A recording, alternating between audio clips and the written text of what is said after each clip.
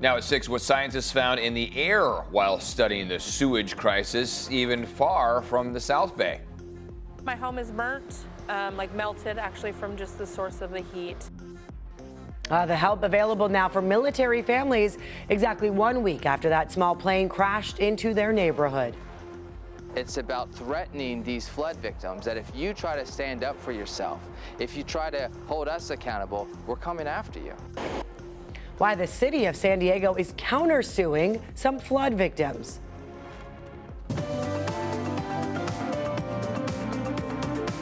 You're watching CBS 8 Mornings at 6. Not necessarily flooding out there, but certainly a little moisture in the air on this Thursday. You'll experience that if you're getting out here soon. I'm Eric Connard. And I'm Netta Irampour. And yeah, you'll notice the clouds are out there. The good news is I do think we'll see the sun today. Yesterday, I missed that thing. It was dark, yeah. Yeah, it was cloudy all day. We had some mist joining us even in the afternoon yesterday along the coast. Looking at visibility right now, 4 miles in Miramar, 5 in Carlsbad, 6 for Kearney Mesa. So the clouds are not necessarily low to ground level, but they still may impact your commute this morning. You see pretty widespread, although I'm already noticing some spots of opening up in East County. So that's a good indication that we'll get more sun. Well, the intersection of Center City Parkway and Nutmeg in Escondido is back open this morning following a deadly crash. This happened just before 8 o'clock last night. Escondido police say a motorcyclist was killed after colliding head-on with another car. Still not clear what led up to the crash. The identity of the motorcyclist has not been released. Today, New Jersey Senator Cory Booker will visit Imperial Beach to get a firsthand look at the sewage crisis. And this comes just a day after UC San Diego released an alarming study about the ongoing pollution problem. CBS 8's Chris Crow live in IB with details on the findings. We talked so much about what's in the water. Now we're hearing what's in the air here.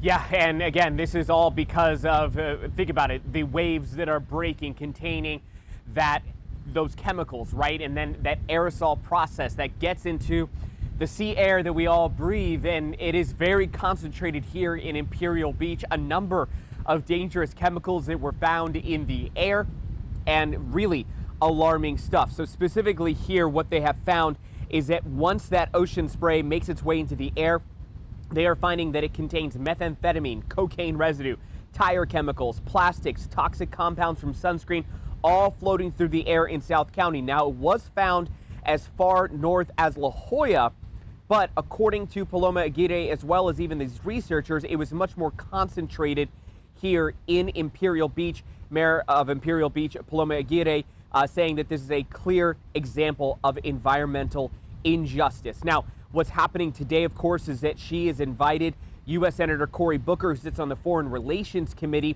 to the border this week to urge for urgent federal action so that he can see exactly what is going on. We also know this is coming at a time when the fast tracking has been ordered for the wastewater treatment plant on our side of the border. We know work is being done on the wastewater treatment plant in Mexico. And we also had the EPA administrator recently visit. But as far as this study and what else we uncovered, here's more from researchers. Targeted number of different pharmaceutical drugs, also personal care products like sunscreen compounds. We also traced chemicals used in the manufacturing of rubber and tires. We don't know what health effects this can have, acutely or chronic, but we know that people are being exposed to this. And of course, we have documented well-documented stories here of people visiting the doctors, the urgent care centers, because of what they feel are sickness or illnesses that they feel are directly linked to the sewage crisis. That visit from the senator will be coming at 2 p.m. Eric and Netta. Okay, Chris, thank you very much for staying on top of that story. Today marks now 1 week since the deadly plane crash in Tierra Sana. This morning, we are learning more about how military families are recovering and how you can help them out.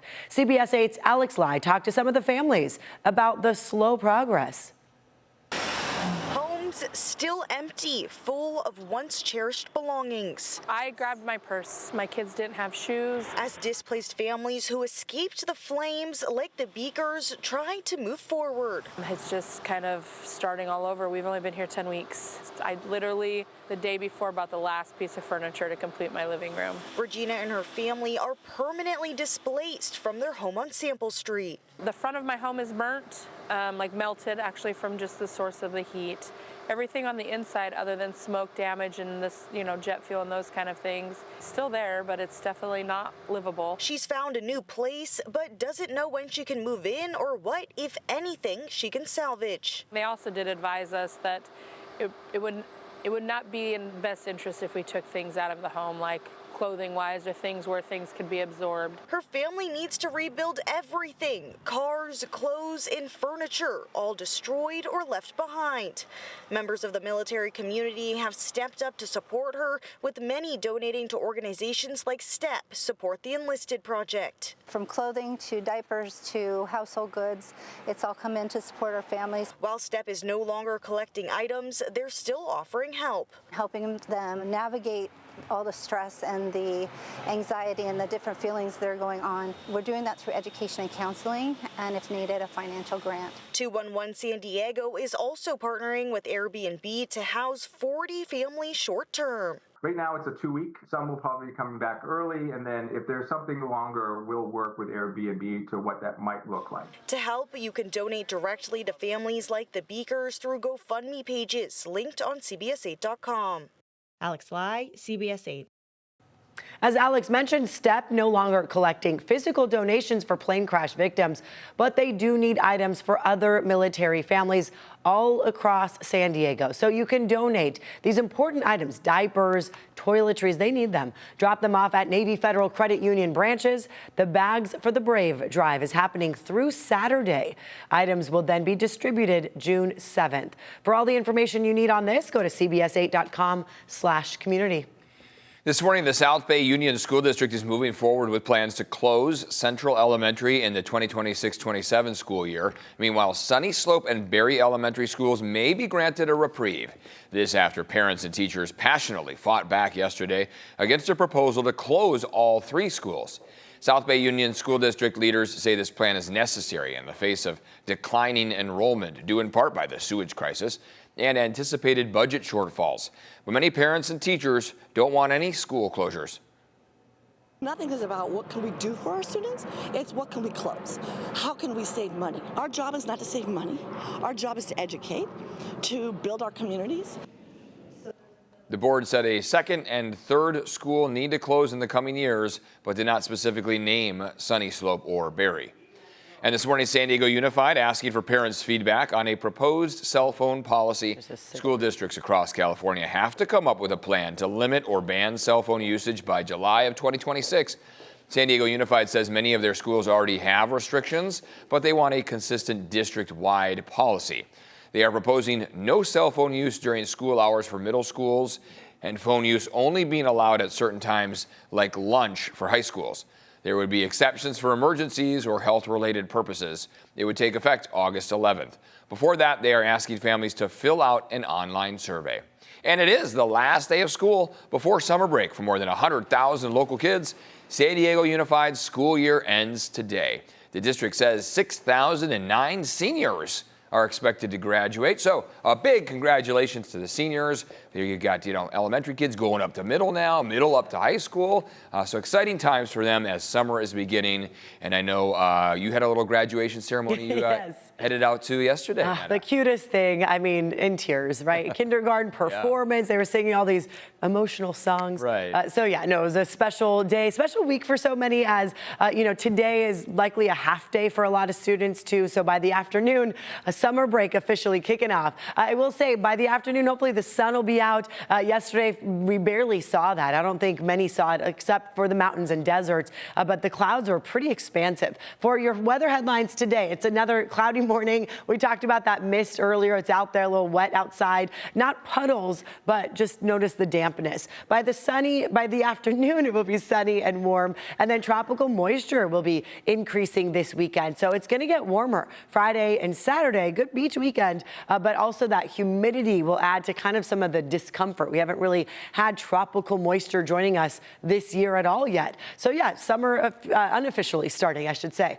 Looking at our clouds across San Diego, some of it is dissipating. The wider view shows, pretty widespread marine layer coming all off the ocean, showing that onshore flow is among us, keeping temperatures somewhat similar to the ocean temperatures. 58 right now in Del Mar, 61 downtown, 61 in Chula Vista. Although right now you'll notice the ocean temperatures are warmer than what you're feeling currently. But by the afternoon, we'll be getting up to around 70, 71 degrees. Our temperatures in the water right now, mid to upper 60s. So we're noticing, obviously that influence, but high pressure is going to build. These numbers will actually bump up about 10 degrees for tomorrow and Saturday. 75 in Escondido, 77 in Escondido, 75 in Poway today, 73 in La Mesa, 73 in Miramar, downtown 71. And hopefully for many of you who missed the sun yesterday, you'll get to see it today. If you're headed out to the beach, 2 to 4 foot waves. As I mentioned, water temperature 67 degrees. Our low tide will be pretty low, around 7 this morning. As far as traffic goes, let's check in on our roads. I do have an incident to let you know about this in a part that gets pretty busy in the morning. Right now, though, 805 does not look to be backed up because of it, but the exit ramp at the 805 northbound to 43rd Street, that lane is closed because of a crash. A SIG alert has been issued, but as you see all around there, no slowdowns, no major backups because of it. Border wait times, let's check in. San Ysidro Port of Entry, pretty busy right now, 105 minutes to get through. Otay Mesa Port of Entry, not much better at 90 minutes. Eric? Still ahead here, the president's tariffs could be in jeopardy. Plus, why Elon Musk is stepping down from his government role. And the California FAIR Plan warns lawmakers they could be facing a financial nightmare.